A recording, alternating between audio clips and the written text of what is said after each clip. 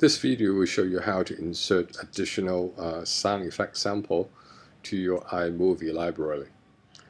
As you can see, I created an additional folder called the frequent use folder from the iLife sound effect folder.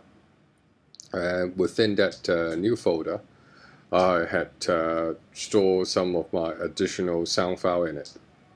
So to do that, what you have to do first, you go to a website called the freesound.org, and you can always do a search or whatever sound sample you're looking for. Or in this case, I'm looking for some grass breaking sound. Here we go. It is in a WAV format, .wav format, and you can always preview the sound. So you can pick it up from the download folder and drag it to the desktop, rename it,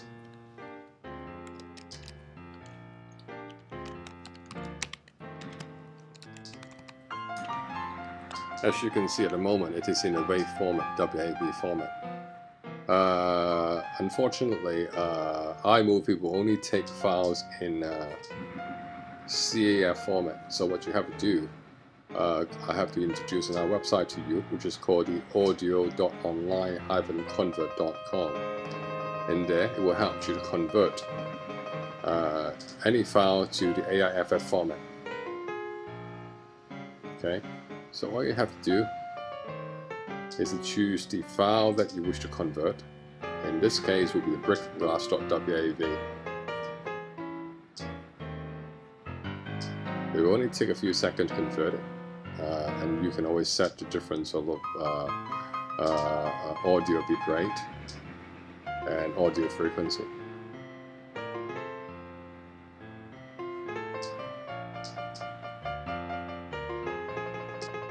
Okay, it will only take a few seconds. When it's done, it will download to your download folder again. So let's check it out. For the other files, you may move it to the trash. And all you have to do is to rename this from aiff format to CAF. And that will enable you to insert it into your iMovie sound file. So all you have to do, search for iLife sound effect. Once you got in, as I mentioned earlier on, this is the frequent use folder which I just created. So I'm going to insert it to that folder.